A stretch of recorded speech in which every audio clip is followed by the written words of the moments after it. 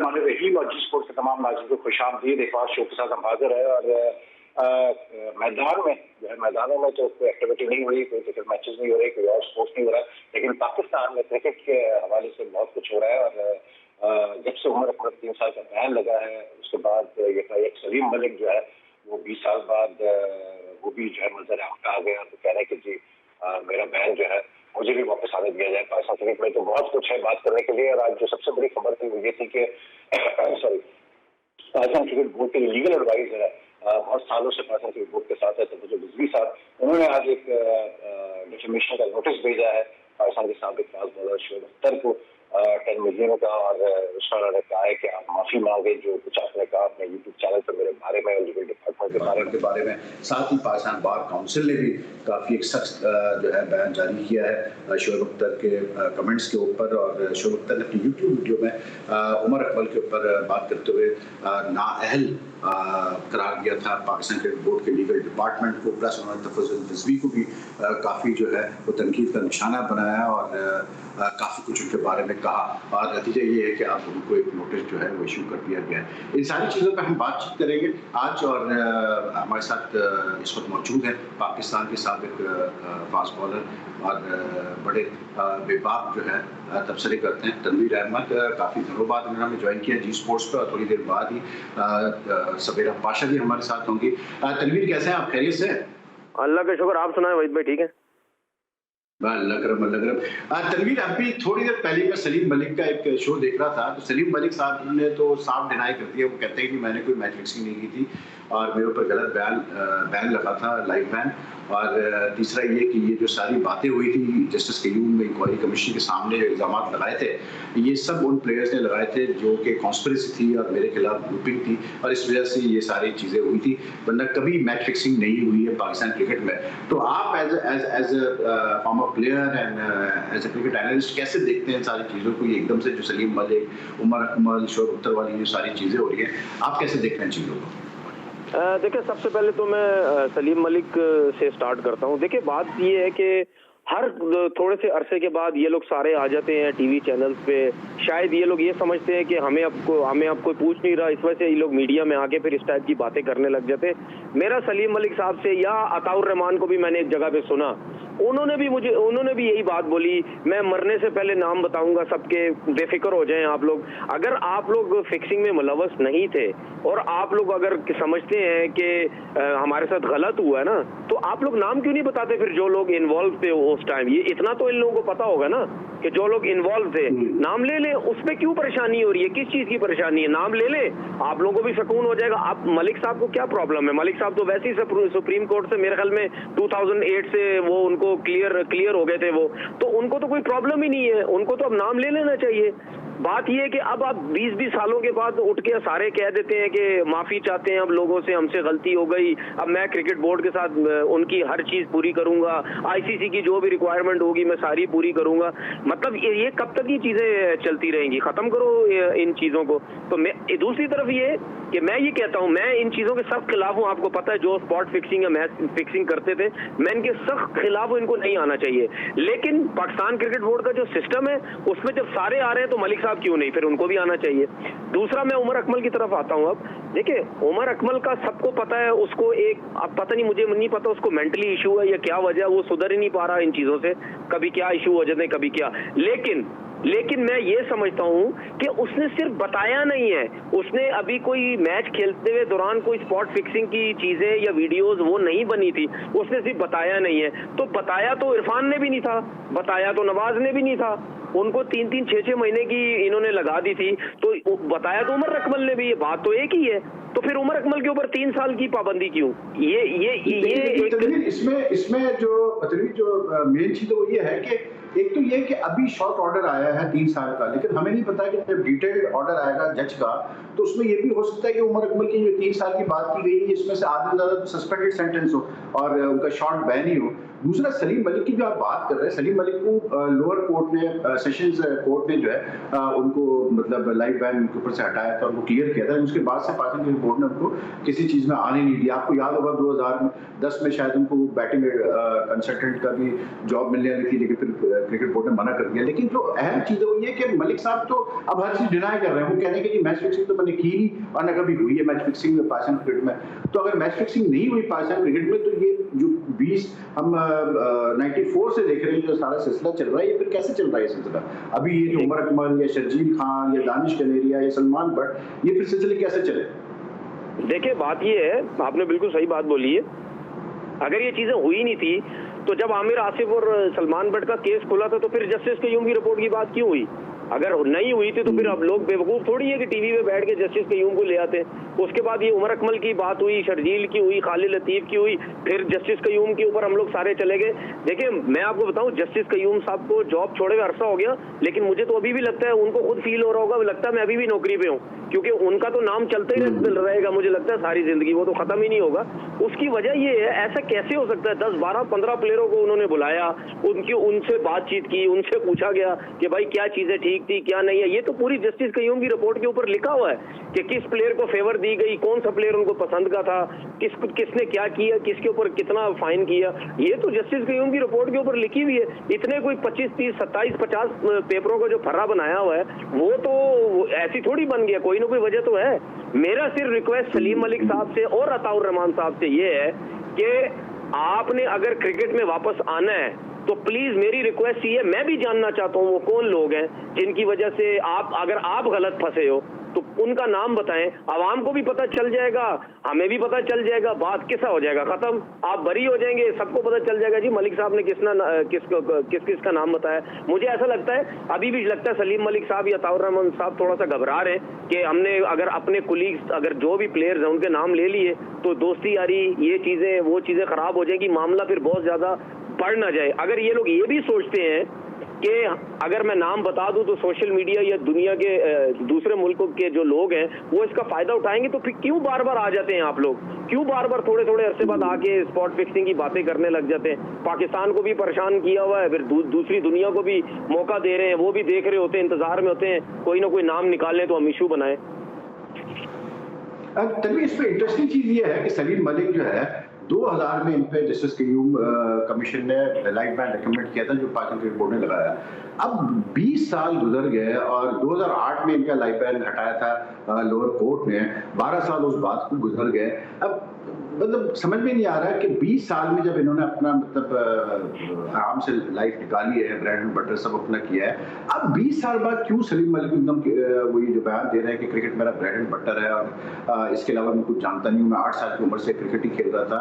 अब क्यों 20 साल बाद क्यों ख्याल आ रहा है उनको कि जी मुझे जो है कोई नौकरी मिलनी चाहिए या मुझे क्रिकेट में वापस आने का मौका मिलना चाहिए?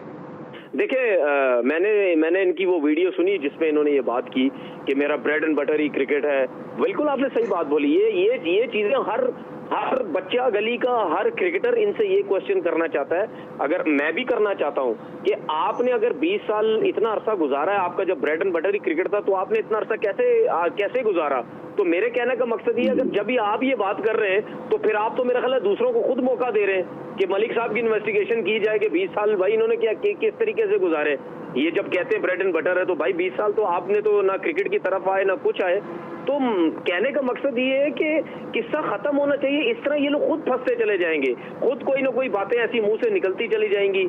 तो मेरा कहने का मकसद ये है कि अगर नाम लेना है तो ले लें, नहीं लेना तो फिर मेरे ख्याल में मुंह बंद करके सारे बैठ जाएं। रिस्पेक्ट मैं सबकी करता हूं, मुंह बंद करके बैठ जाएं। फिर नहीं आ सकते क्रिकेट में वापस तो ना आए, या फिर जो क्रिकेट बोर्ड आपसे कह रहा है। तनवीर, आपको लगता है इसके पीछे कोई कहानी है कि एकदम से all of a sudden Inzamam, Saqlain और दूसरे लोग जो है वो सब जो है इस बात पे बोलना शुरू हो गए कि जी सलीम मलिक को फिर से मौका मिलना चाहिए, उनको एक सेकंड चांस मिलना चाहिए? क्या ये कोई कंसर्टेड आपको कैंपेन लग रही है या आपको लग रहा है कि बस all of a sudden Salim Malik को ख्याल आया कि अगर शर्जील खान वापस आ सकता है तो मैं क्यों ना ट्राई मार के देखूं? देखिए वहीद भाई, इसमें बात ये है कि आप खुद माशाल्लाह समझदार हैं। अगर एक चीज दब गई है, उसके बाद जब दोबारा फिर उस चीज को उठाया जाता है, मैं ये नहीं कह रहा कि इंजमाम उल हक साहब ने या शकलैन मुश्ताक उनको फेवर कर रहे हैं, किसी कंपेन की वजह से कर रहे होंगे। हो सकता है वो ये सोच रहे होंगे कि जी हमारे साथ उन्होंने क्रिकेट खेली है, नाम बहुत बड़ा है पाकिस्तान क्रिकेट का, अगर ये लोग बाकी प्लेयर्स आ सकते तो सलीम मलिक साहब भी क्यों नहीं आ सकते। वो हो सकता है इस वजह से सोच रहे हो, लेकिन लोग ये सोच रहे होंगे कि मलिक साहब, ये इंजमाम उल हक साहब और शकलैन खेले हैं, ये शायद दोस्ती यारी की वजह से है। लेकिन कुछ हमारे लोग पाकिस्तान में, कुछ लोगों की सोच ये भी जरूर होगी कि पाकिस्तान के अंदर ये चीजें कंपेन के थ्रू भी चलती हैं, इस वजह से इन लोगों को वापस लाया जाता है। हो सकता है कुछ लोग ये भी चीजें सोचते हो, लेकिन मैं ये सोचता हूँ कि अगर सलीम मलिक साहब वापस भी आ जाते हैं तो मैं हो गया या जो ऐसे लोग हैं जो कहते हैं जी 60-65 साल वाले लोग क्रिकेट में वापस नहीं आने चाहिए, अगर मलिक साहब आ भी जाते हैं तो मलिक साहब को मेरा नहीं ख्याल अगर T20 क्रिकेट का इतना या आजकल की क्रिकेट का इतना आइडिया है। मैं उनकी क्रिकेट पे शक नहीं कर रहा, नो डाउट बहुत बड़ा नाम, बहुत बड़ा प्लेयर रह चुके हैं, मैं भी बड़ी रिस्पेक्ट करता हूं उनकी, लेकिन आजकल की क्रिकेट के हिसाब से उनको कहां पे आप एडजस्ट करेंगे?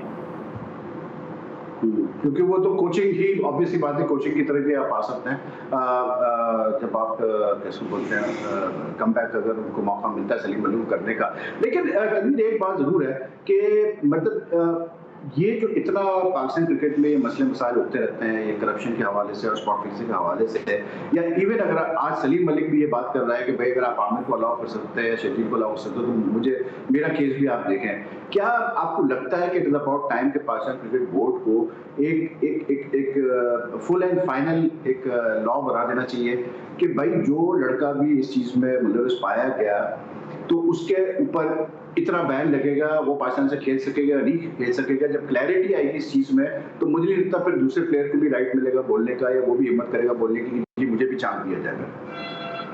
वहीद भाई, हम रूल्स की बात करते हैं ना, जो कि 100% होने चाहिए रूल्स, लेकिन अगर पाकिस्तान क्रिकेट बोर्ड में रूल्स नहीं भी होते ना, तो ये जब जस्टिस कयूम का स्टोरी शुरू हुई थी उस टाइम भी सजाएं मिल जाती, सबको बैन हो जाते, क्रिकेट में वापसी ना भी लोगों की होती ना, उसके बाद भी हमारी क्रिकेट में ना ये चीजें रहती, फिर किसी में हिम्मत नहीं होती ऐसे काम करने की। लेकिन रूल्स की जो आपने बात की है वो मेरे ख्याल में जरूर होने चाहिए, और रूल्स बना दे सिंपल रूल्स बनाए, कोई ज्यादा वो सोचने की जरूरत नहीं है, सीधा रूल्स में लिख दे जो लड़का इन्वॉल्व हुआ स्पॉट फिक्सिंग के अंदर उस लड़के को जेल भी होगी, उस लड़के को जुर्माना भी होगा। और हम डोमेस्टिक क्रिकेट में देखिए, मैं डोमेस्टिक क्रिकेट के भी अगेंस्ट नहीं आना चाहिए लड़के को, लेकिन अगर रूल्स में ये लिखा है कि वो डोमेस्टिक में आ जाएगा तो उसको आने दे, लेकिन पाकिस्तान क्रिकेट के अंदर जिंदगी भर उसकी वापसी नहीं होगी। अगर आप ये रूल्स डाल दें तो फिर मैं देखता हूं कैसे होता है। कभी भी कोई लड़का कोई गलती नहीं करेगा, लेकिन प्रॉब्लम ये है कि यहाँ पे सबको पता है हम नहीं फंसेंगे, हम सलाम दुआ से कर लेंगे, अगर हमारी क्रिकेट बोर्ड में जान पहचान है हम उनसे सेटिंगें बना के कर लेंगे, या हमारा कोई बंदा तगड़ा हुआ, या हमारा कोई मतलब लोग हमारे कोई स्ट्रांग हुए, हम सब कुछ हो जाएगा, कोई मसला नहीं होगा। ये जब तक रूल नहीं बनेगा ये सब चीजें चलती रहेंगी, और आगे भी यही होना है, आप देख लेना आगे भी यही होना है। ठीक तनवीर, हम एक ब्रेक ले रहे हैं, ब्रेक के वापस आते हैं तो फिर आपसे गुफ्तगू जारी रहेगी हमारी।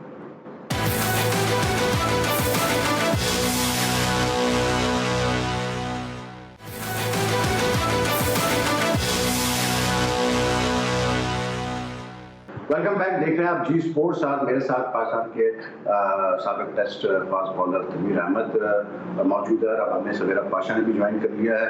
सवेरा में तारुफ करने की जरूरत नहीं है क्योंकि आप इनको अब रेगुलरली देखते हैं, टीवी चैनल्स पे भी, अपना यूट्यूब चैनल भी है और बहुत एक्टिव है अब ये क्रिकेट जर्नलिज्म में। Welcome Savera to Zee sports.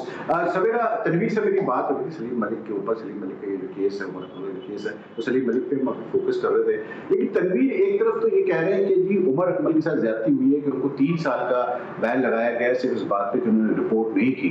लेकिन साथ में तनवीर ये भी कहते हैं कि जी जब तक के पीसीबी लॉज को स्ट्रॉन्ग नहीं करेगा और ऐसे प्लेयर्स जो कि करप्शन में मुलविस पाए जाते हैं उनके ऊपर कोई एक प्रॉपर बैन नहीं लगेगा, उनको पाकिस्तान टीम से खेलने का फिर मौका ना मिले, उस वक्त तक चीजें ठीक नहीं होगी। तो आप कैसे मतलब देख रही है सारी चीजें जो हो रही है, एकदम से ये उमर अकमल केस और सलीम मलिक केस और एकदम से आज तफर रिजवी ने डेफेमेशन नोटिस भेज दिया शोएब अख्तर को, तो आप कैसे देख रही है?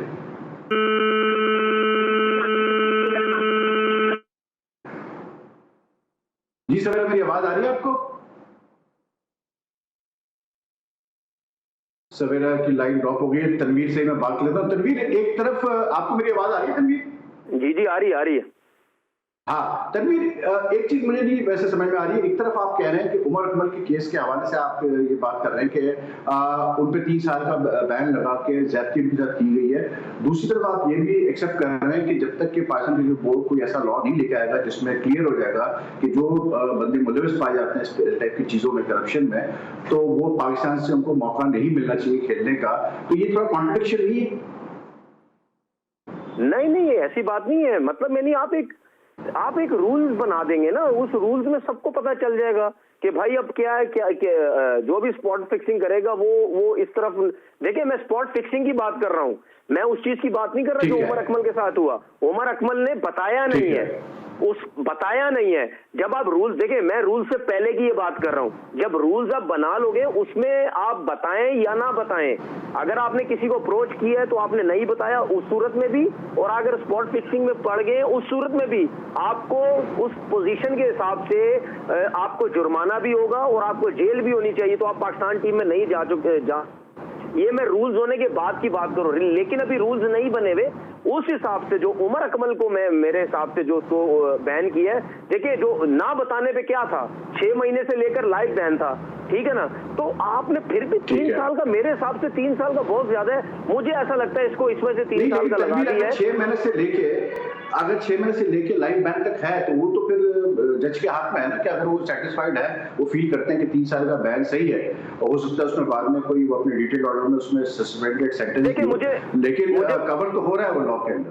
नहीं, वो कवर तो हो रहा है, लेकिन मुझे ऐसा लगता है शायद उन्होंने 3 साल का बैन इस वजह से भी लगा दिया क्योंकि इनसे जो क्वेश्चन पूछे गए थे, इनसे ये पूछा गया था, मेरे जो मुझे चीजें पता चली हैं कि इनसे ये शायद पूछा गया था कि आपकी बातचीत क्या हुई थी उनसे, तो इन्होंने शायद वो बताया नहीं कि मेरी बातचीत क्या हुई थी, मैं आपको बताना नहीं चाहता मेरी बातचीत क्या हुई थी उनसे। तो शायद ये, या इन्होंने जो अपने जो इन्होंने पहले कागजात दिए थे उसके ऊपर जो लिखा हुआ था उसमें, और जब ये बताना अपने इन्होंने जब खुद बताया उसमें शायद थोड़ा सा फर्क था, जिसकी वजह से इनके ऊपर 3 साल का बैन लगा। लेकिन मुझे ऐसा लगता है फिर भी इतना ज्यादा नहीं होना चाहिए था। 1 आध साल, 1.5 साल का इससे ज्यादा नहीं होना चाहिए था। ज्यादा इस वजह से लग गया क्योंकि पास में देखे इनके साथ जो होता रहा या इन्होंने जो कुछ किया है पास में, शायद वो सब चीजें देखते हुए भी इन्होंने शायद सोचा कि 3 साल के लगा दो, ना उमर अकमल की बात हुआ करेगी टीवी पे, ना उमर अकमल के लिए कोई बात करेगा, 3 साल का कर दो। लेकिन अपील है, अपील के बाद मेरे ख्याल में हो सकता है शायद इनकी जो बैन है वो कम हो सकता है।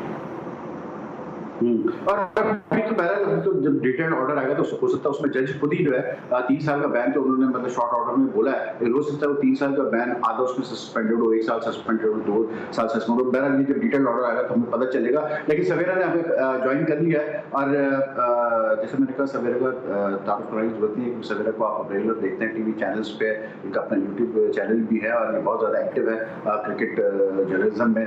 सवेरा बातचीत हो रही है जो आजकल एकदम से चल रहा है, पाकिस्तान में क्रिकेट तो नहीं हो रही लेकिन क्रिकेट के हवाले से बहुत सारे मतलब जो इश्यूज हैं जिसमें रोजाना ही बातचीत हो रही है। लेकिन ये उमर अकमल और सलीम मलिक वाला जो केस, सलीम मलिक वाला जो खासतौर की केस है कि पहले वो आके माफी मांगते हैं, फिर बाद में वो कहते हैं कि मैंने माफी इस चीज की नहीं मांगी कि मैं इन्वॉल्व था मैच फिक्सिंग में, वो तो मैं कभी नहीं रहा मैच फिक्सिंग में इन्वॉल्व, मुझे गलत किया गया। और आज उन्होंने कहा है कि जी मेरे खिलाफ कॉन्स्पिरेसी थी कुछ प्लेयर्स की, कुछ ग्रुप्स की, जिसकी वजह से जो ये बैन मुझ पर लगा। तो आप कैसे देख रही हैं सारी चीजों को?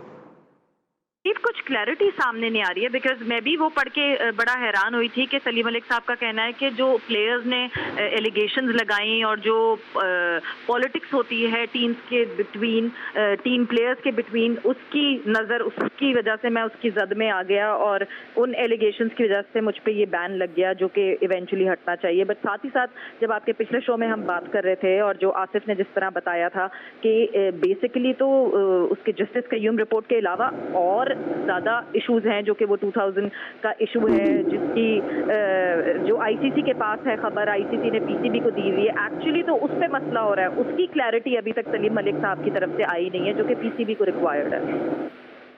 लेकिन जैसे तनवीर कह रहे हैं उमर अकमल का, जैसे बता रहे हैं सवेरा तनवीर के, उमर अकमल ने जब वो अपीयर हुए डिस्कवरी पैनल के सामने तो वो ये चीज नहीं वो बताने को तैयार है कि क्या बात हुई उनकी उन लोगों से जो 2 सेपरेट मीटिंग हुई जिसमें पीसीबी कहता है कि इनको ऑफर हुई स्पॉट फिक्सिंग का, हमें बताया नहीं। तो ये भी तो ठीक नहीं है ना, अगर एक प्लेयर को ऑफर हुई है, पहली बात तो सवाल ये पैदा होता है कि आपने बताया क्यों नहीं। फिर दूसरी चीज ये कि आप वजह क्यों नहीं बता रहे कि क्या बातचीत हुई, उसमें से क्या छुपाने की बात।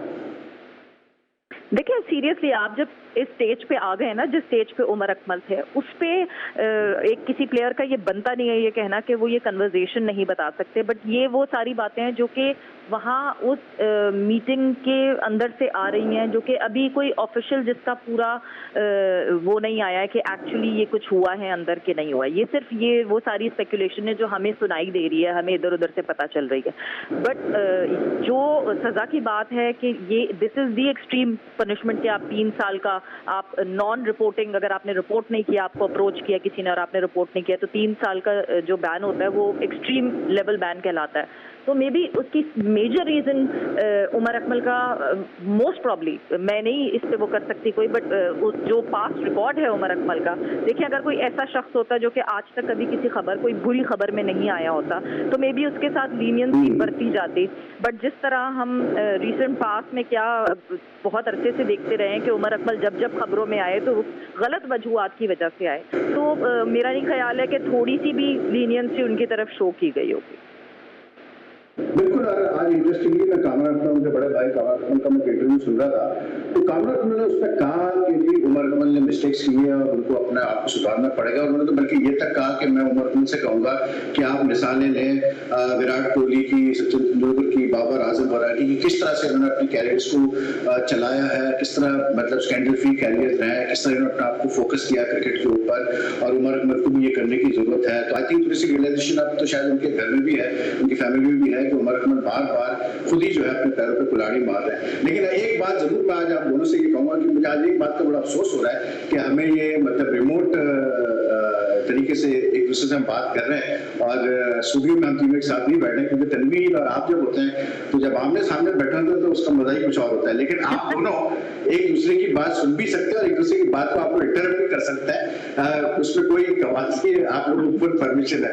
तनवीर सवेरा जो कह रही है कि ये पास्ट उमर अकमल का लेके जो है उसको भी लेकर ये डिसीजन दिया गया होगा, लेकिन ये बात बड़ी अजीब सी नहीं है तनवीर कि अगर उमर अकमल पूरी बात ऑपरेट करने को तैयार नहीं है डिसीजन पैनल के सामने, तो इस तरह तो काम नहीं चलेगा ना फिर। देखिए सबसे पहली बात तो ये आपने मौका जाने नहीं दिया। मैं और सवेरा जब प्रोग्राम में बैठते हैं वो बात आपने कर ही दी, ये सामने होते तो क्या मजा होता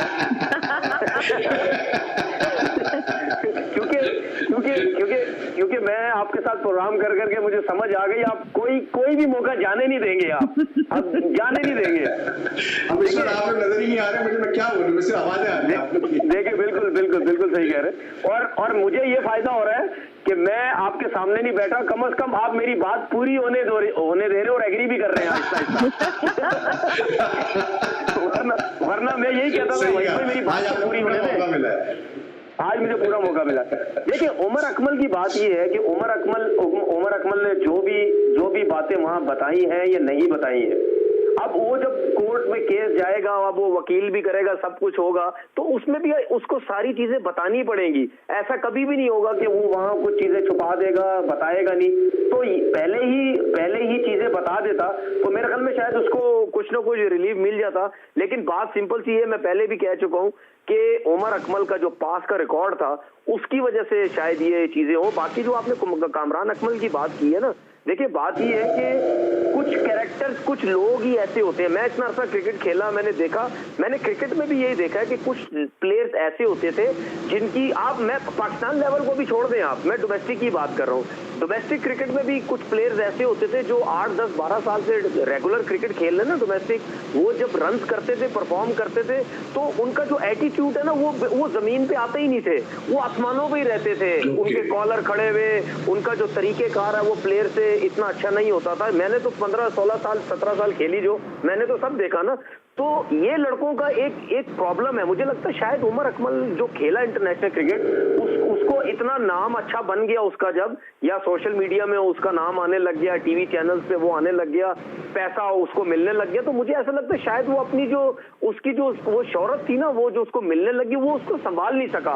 वो लगता है उससे नीचे ही नहीं आ पा रहा। मुझे ऐसा लगता है कि उमर अकमल को ये प्रॉब्लम है। अब दूसरी तरफ आप देखें, कामरान अकमल ने कम क्रिकेट खेली है, कामरान अकमल ने कम नाम बनाया, लेकिन वो शायद वो स्टेबल कर गया है, वो अपनी वैल्यू बना गया है। वो समझता है कि इतना नाम बनाने के बाद भी अपने आप को किस तरीके से अपने आप को सेट रखना है। तो मेरे ख्याल में देखिए, उमर अकमल के साथ जो भी हुआ, मैं अभी भी कहता हूं कि उमर अकमल को अपने आप को संभालना चाहिए, समझना चाहिए, क्योंकि ये मेरे ख्याल में अब जो उमर अकमल को ये जो डेंट पड़ गया ना, इसके बाद उमर अकमल ने अगर क्रिकेट में वापस आया तो उसके बाद उमर अकमल के पास कोई मौका नहीं होगा। ये मेरे ख्याल में लास्ट और आखिरी चांस है, ये मैं कह रहा हूँ। शायद मुझे लगता है इसके बाद इसको मौका ना भी मिले। सवेरा, यू थिंक उमर अकमल को चांस मिलेगा इसके बाद कभी पाकिस्तान के लिए कंसिडर होने का?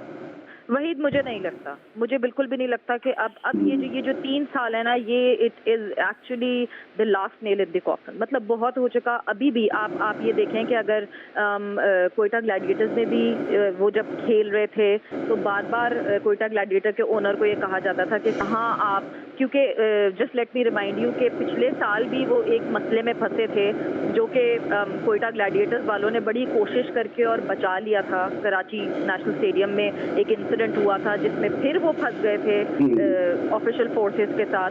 उस वक्त भी सबने नदीम उमर साहब को यही कहा था कि आप कहाँ फंस रहे हैं और आप कहाँ जिम्मेदारी ले रहे हैं उमर अकमल की। बिकॉज सबको पता है कि उमर अकमल जिस वक्त उमर अकमल कहते हैं ना, जिस वक्त दिमाग घूमता है उस वक्त वो किसी की भी नहीं सुनते। बट इवन देन उन्होंने ट्रस्ट शो किया, और उस ट्रस्ट का जिस तरह ये वट एवर रिटर्न, मतलब देखें अगर उन्होंने कुछ नहीं भी किया, बट एक रूल सबको पता है और एंटी करप्शन के, तो अब तो मतलब ऑनेस्टली अब प्लेयर्स ये कहते हैं कि हम थक गए हैं वो वीडियोस देख देख के। जब आप किसी ऑफिशियल टूर पे जाते हैं तो एंटी करप्शन की जो वो वीडियो दिखाई जाती है, आपको सारा कुछ, every time you go for a series, every time you go for a match, आपको वो पूरी चीजें दिखाई जाती हैं। इसका मतलब कोई बच्चा कोई वाकई असल में छुपाना चाह रहा था, इसीलिए उन्होंने बताया नहीं यार। वही एक चीज, I am taking a short break और I will be back very soon. मजा आ रहा है आपसे बातें करने का, so join us after the break.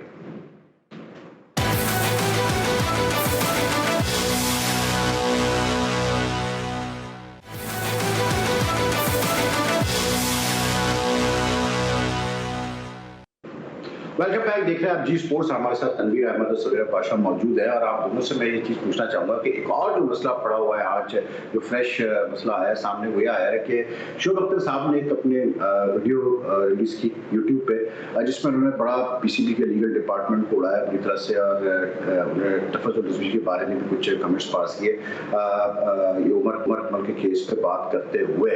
तफज़्ज़ुल Rizvi ने आज ये बताया है कि उन्होंने लीगल नोटिस भेजा है शोएब अख्तर को। पाकिस्तान बार काउंसिल ने भी जो है बड़ा सनफायर इशू किया, और पाकिस्तान क्रिकेट बोर्ड की तरफ से भी बनाया कि जी वो बड़े शोएब अख्तर ने नाज़ेबा अल्फाज इस्तेमाल किए। आप दोनों कैसे देख रहे हैं इस चीज़ को? तनवीर, मतलब क्या शोएब अख्तर को इस किस्म की बातें करनी चाहिए? आप किसी के ऊपर इस तरह से मतलब पब्लिकली इस तरह किसी को आप मतलब डिसरिस्पेक्ट शो कर सकते हैं? देखिए, सबसे पहली बात ये, मैं हमेशा कहता हूँ अपने क्रिकेटर से, जो नाम है जिन लोगों का, वो प्लीज़ सोशल मीडिया पे आके मतलब डायरेक्टली किसी के ऊपर ना हो जाया करें, क्योंकि जो मैंने वीडियो सुनी है उसमें मुझे ऐसा लगा है कि शोएब भाई ने बहुत ज़्यादा मतलब सख्त वर्ड इस्तेमाल किए हैं तफज़्ज़ुल रिजवी के लिए, क्योंकि बात ये है कि नहीं, मैं बताता हूँ, मैं कह रहा हूँ नहीं, देखिए मैं पता क्यों कह रहा हूँ, क्योंकि मैं इस वजह से कह रहा हूँ क्योंकि मैं भी लोगों के बारे में बोलता हूँ, लेकिन मैं डायरेक्ट किसी पर्सन के बारे में नहीं बोलता कुछ भी। मैं किसी के ऊपर इल्जामात नहीं लगाता, मैं सिर्फ क्रिकेट के ऊपर बात करता हूं कि ये यहाँ जॉब कर रहा था, ये सही काम नहीं कर रहा, ये प्लेयर है, नाम लेके बेशक बात करता हूं, लेकिन डायरेक्टली इल्जामात नहीं लगाता। लेकिन शोएब भाई ने जो वीडियो में बात की है, वो मैंने जो सुनी, वो बहुत ज्यादा डायरेक्ट हो गए थे तफज्जुल रिजवी के साथ, लैंग्वेज भी उन्होंने बहुत अजीब सी इस्तेमाल की। तो वो मैं कह रहा हूँ, इस टाइप की चीजें खैर मैं तो नहीं करता, गुस्से में आता हूँ, बात ठीक है, बहुत ज्यादा वो ब्लंट बात कर लेता हूँ, लेकिन इस टाइप की नहीं करता। तो सोशल मीडिया में आगे हमारे जो प्लेयर्स हैं, बड़े नाम है, वो कम से कम इस चीज को बहुत ज्यादा वो किया करें। अब देखिए तफज्जुल रिजवी साहब ने उनके ऊपर कर तो दिया, अब देखते हैं शोएब भाई ज्यादातर तो यही करते हैं, किसी के बारे में कोई बात करके बाद में माफी मांग तो लेते हैं, शायद इसमें भी माफी मांग ले बाद में। What's your take on this issue? सबसे पहले तो तनवीर, आप कह रहे हैं मैं डायरेक्ट किसी के बारे में बात नहीं करता, फिर कह रहे हैं मैं नाम लेके बात करता हूँ। तो जब नाम लेके बात करते हैं, डायरेक्ट बात नहीं करते, दोनों की बात इल्जामात नहीं लगाता, इल्जामात नहीं। वो तो आप सोचते हैं ना कि सही बात है, मगर आपको क्या पता कि वो इल्जाम की तरह उनको लग रही होती है कि नहीं लग रही होती। सवेरा, ये आप कह रही है, अगर इल्जामात किसी पे लगाता तो कम से कम 100-150 नोटिस आ चुके होते मेरे पास। नहीं, कोई नहीं तनवीर, सबको लगता है कि आप ऐसे ही दिल जले हैं, आपकी बात को सीरियस नहीं लेते लोग। चलो ना ले तो इससे अच्छी बात क्या हो सकती है, मेरा काम तो चलता रहेगा ना फिर। ये आपने ज्यादती की तनवीर के साथ ऐसे बात है, तनवीर की बात नहीं, बिल्कुल बहुत ऑनेस्टली बहुत वजन होता है और लोग सीरियस नहीं लेते। मैं ऐसे ही, मैंने कहा तनवीर हम बहुत इस वक्त ना आमने सामने नहीं है, तो थोड़ा सा जरा उसका टेस्ट जरूर आना चाहिए। कोई बात नहीं, हम अगर आमने सामने नहीं है ना, हम अगर आमने सामने नहीं है, वाहिद भाई पूरे मजे ले रहे हैं हमारे। अच्छा, जहाँ बात हुई शोएब अख्तर की, वही देखें, जब आप YouTube के लिए कंटेंट करते हैं या जब आप जो है आप किसी चैनल पे बैठते हैं, आपका तौर तरीका अलग होता है। देखें, जब आप अपने सोशल मीडिया पे कोई कंटेंट कर रहे होते हैं तो आपके पास थोड़ा सा ज़रा स्पेस ज़्यादा होता है अल्फाज इस्तेमाल करने का, आपके पास सेंसर पॉलिसीज़ कम होती हैं, जो एक्चुअल बंदे की सेंसर पॉलिसी होती है वो उस पर काम करती है। आपने भी उमर अकमल के लिए एक शो किया अपने यूट्यूब पे, मैंने भी उमर अकमल के लिए शो किया यूट्यूब पे, बट हम इस तरीके से देख रहे थे कि हम एक मीडिया और जर्नलिस्ट के पॉइंट ऑफ व्यू से देख रहे थे। अगर मैं शोएब अख्तर की बात करती हूँ और मैं उनके पॉइंट ऑफ व्यू से सोचती हूँ, तो उन्होंने एक तरीके से अचानक से क्रिकेट फ्रेटर्निटी बना ली, क्रिकेटर फ्रेटर्निटी बना ली, और मुझे नहीं पता कि कोई पर्सनल उन्होंने तफज्जुल रिजवी से स्कोर सेट करना था कि नहीं करना था, क्योंकि मैंने कभी शोएब अख्तर को उमर अकमल की तारीफ करते हुए नहीं सुना। इनफैक्ट जब उमर अकमल ने बुरा परफॉर्म किया है तो उन्होंने जिस तरीके से उमर अकमल को लिटरली लताड़ा है, वो हम सबको पता है और वो अवेलेबल भी है उनके यूट्यूब पे।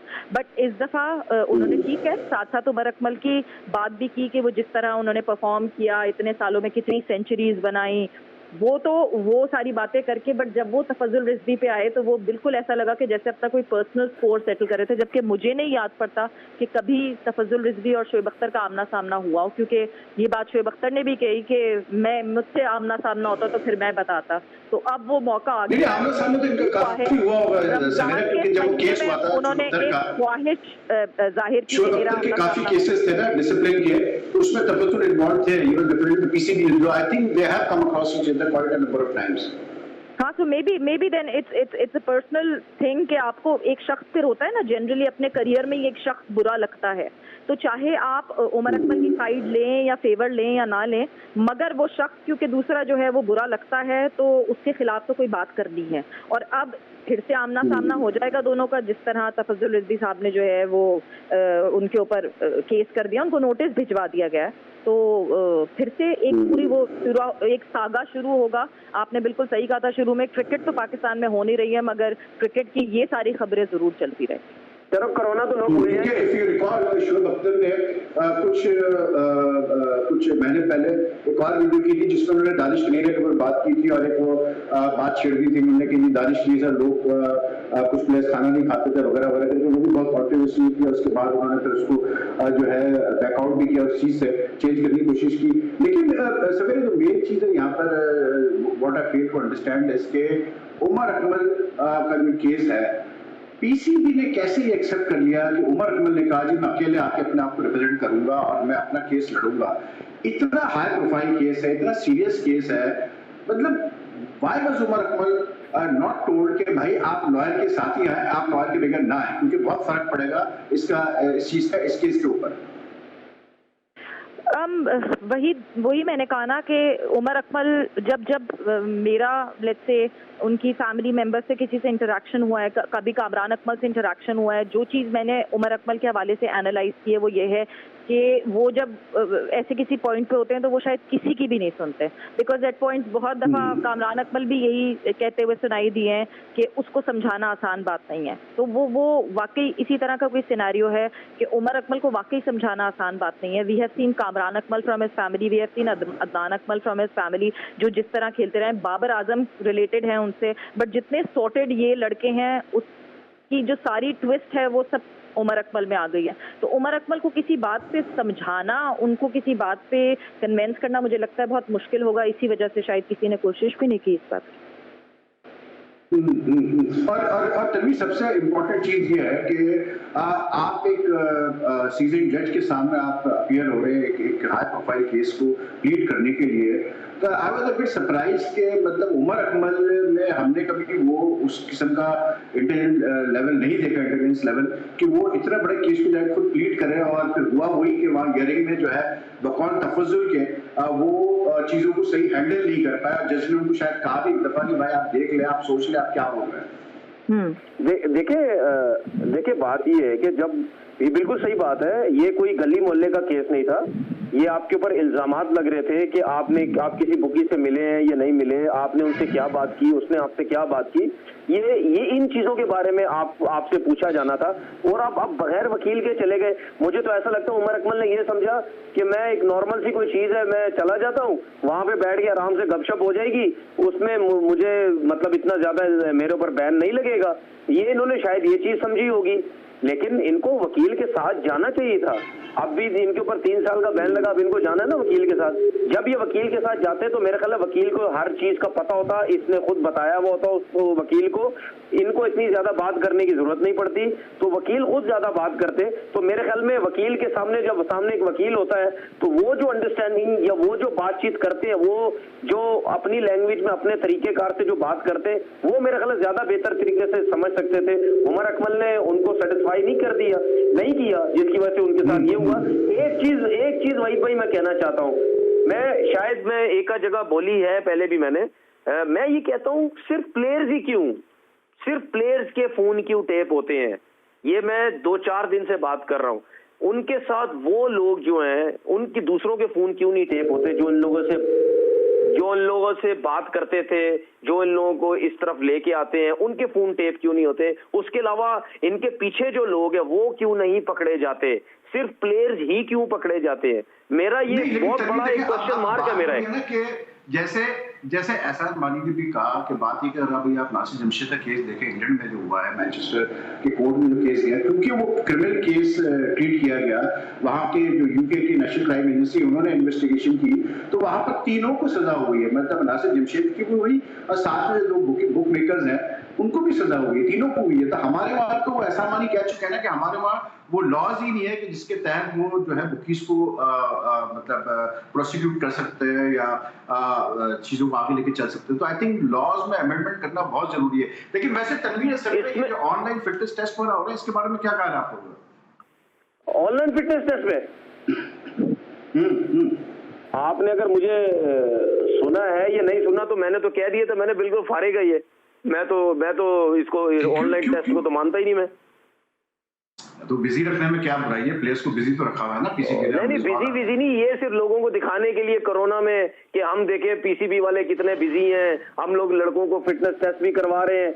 अब वो जो यो टेस्ट है वो कहाँ देंगे लड़के, और दूसरी बात ये हर किसी के पास जगह तो नहीं है, और दूसरी बात ये जो 8 फिटनेस टेस्ट थे इसमें से अभी भी मिसबा तो 3 से 4 वो भी दे देगा, और ये 8 के 8 टेस्ट है।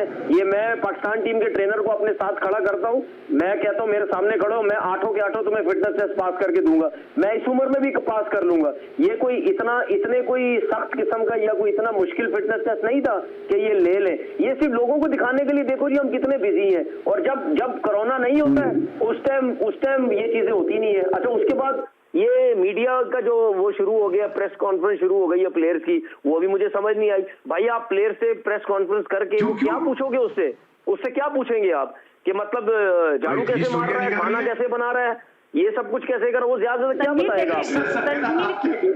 जर्नलिस्ट को, मीडिया पर्सन को बहुत जरूरी होता है हर वक्त किसी भी टाइम पे वो किसी भी प्लेयर से बात कर सकता है। बहुत सारी पुरानी ऐसी बातें होती हैं जिस पे मौका नहीं मिलता बात करने का। मुझे तो लगता है ये बहुत अच्छा इनिशिएटिव है पीसीबी का, पीसीबी मीडिया का। मुझे तो नहीं लगता ना, क्योंकि आप क्रिकेटर हैं और मैं जो है वो जर्नलिस्ट हूँ। मुझे जो है कोविड के टाइम पे अगर पीसीबी अपने प्लेयर्स को इंगेज रख रहा है, अगर पीसीबी अपने प्लेयर्स को ऑन दी टोज रख रहा है, अगर पीसीबी ये पूरी कोशिश कर रहा है कि प्लेयर्स लेथार्जिक ना हो जाएं, घर पे बैठ के अपनी ट्रेनिंग करते रहे, और अगर ट्रेनिंग टेस्ट हो रहा है और अगर फिटनेस टेस्ट हो रहा है, सो विच इज गुड और अच्छी बात है कि आहिस्ता आहिस्ता पीसीबी जो है वो टेक सेवी हो रहा है, टेक्नोलॉजी का इस्तेमाल कर रहा है। मुझे एक चीज बताएं, देखिए इसकी आपको एक चीज बताता हूँ। बात ये है कि आप ना प्लेयर्स जिम में जा पा रहे, ना प्लेयर्स ग्राउंड में रनिंग कर पा रहे हैं, ठीक है। जब तक ये दो चीजें नहीं होंगी आप फिटनेस टेस्ट कैसे पास करेंगे या कैसे आप दे सकते हैं वो मुझे समझ नहीं आती, ठीक है। आपके जो ट्रेनर है यासिर मलिक साहब, उनकी सारी मैंने वीडियो सुनी, वो कहते हैं जी कि यो टेस्ट का हमने एक तरीका निकाल ली है। अगर किसी के पास छत नहीं है, किसी के पास ग्राउंड नहीं है, किसी के पास सहन नहीं है, किसी के पास कुछ भी नहीं है, उसके बाद हम देखेंगे अगर जो लड़का यो टेस्ट नहीं कर पा रहा जगह की वजह से, हम उसको क्लियर कर सकते हैं, उसका पास देखेंगे वो कैसा है। पहली चीज ये, वो भाई अगर आपने ये बात कर दी है तो हर लड़का ही बोलेगा हमारे पास जगह ही नहीं है। आपके सबको पास कर देंगे। ये जो सिचुएशन है ना इस वक्त, देखें ये जो सिचुएशन है ये हम में से किसी को पता नहीं था। इस सिचुएशन में फिटनेस टेस्ट रखने की जरूरत ही नहीं है। सिचुएशन लड़कों को बोले, अब खामोश, मेरी बात सुने। नहीं, मैं बोल रहा हूँ ना, मेरी बात सुने। It is learning by doing. हम आहिस्ता आहिस्ता सीख रहे हैं। आपने कभी ये सोचा था कि आप अपने घर से बैठ के, आपने कभी ये सोचा था कि आप अपने घर से बैठ के जी स्पोर्ट्स के शो पे बैठे हुए होंगे? इस तरह हम तीनों अपने घर पे बैठ के ये शो कर रहे होंगे। हम नई नई चीजें दरियाफ्त कर रहे हैं। नेसेसिटी जो है वो it's the mother of invention. देखिए बात सुने, मैंने जो पास्ट में आप अरेबियन प्रीमियर लीग से प्लेयर्स को वापस बुला लेते थे फिटनेस टेस्ट के नाम पे, अब ये एक्सक्यूज नहीं रहेगी पीसीबी के पास कि किसी प्लेयर को किसी लीग से वापस बुलाया जाए फिटनेस टेस्ट। आप ऑनलाइन फिटनेस टेस्ट करें जिस तरह आपने कोविड के जमाने में किया था। वैसे एक चीज है, मेरे सामने होने से आपने बोलने का ज्यादा फायदा ये तो उठा लिया, ये तो मुझे पता चल गया। देखिए तनवीर, बात ये है कि आप सवेरे जब भी साथ होते हैं तो ऐसा हो नहीं सकता कि आप लोगों का मतलब किसी चीज पे डिसएग्रीमेंट ना हो, और यहाँ आज भी जो है डिसएग्रीमेंट्स आप लोगों के वाजे सामने आ रहे हैं। लेकिन वैसे तनवीर, ऑनलाइन फिटनेस टेस्ट ठीक है, आपका अपना एक पॉइंट ऑफ व्यू है, लेकिन आई जस्ट फील के जैसे सवेरा ने कहा कि इस एन एक्टिविटी ना, मतलब ठीक है एक एक्टिविटी तो करा रहा है ना, पाकिस्तान क्रिकेट बोर्ड के प्लेयर्स बिजी है, कुछ मीडिया को भी लिखने के लिए मिलता है। भाई मैं ये नहीं कहता, आप टेस्ट दे दो उनको, आप प्लेयर्स को टेस्ट दे दो, आप उस टेस्ट को फिटनेस टेस्ट में मत लेके आओ कि हम 5वां फिटनेस टेस्ट करवा रहे हैं या हम 4था फिटनेस टेस्ट करवा रहे हैं, ये मत लेके आओ। आप उनको एक चार्ट बना के दे दो। आप खुद भी क्रिकेटर हैं, आपको पता है जब तक इतना पुश नहीं किया जाता कहाँ हिलते हैं क्रिकेटर। आज तो सवेरा आपने वहीद भाई की सीट ले लिया। आई एम सॉरी, हमारा टाइम हो गया पूरा जी स्पोर्ट्स का। आप दोनों का बहुत बहुत शुक्रिया कि आपने हमें ज्वाइन किया। एज यूजुअल मजा है आप लोग से बात करने का, और some interesting debate here and interesting views from both of you. इंशाल्लाह कल आप लोग से फिर मुलाकात होगी रात को 11 बजे नए शो नए गेस्ट के साथ। अपना बहुत बहुत ख्याल रखिएगा। Stay safe. अल्लाह हाफ़िज़।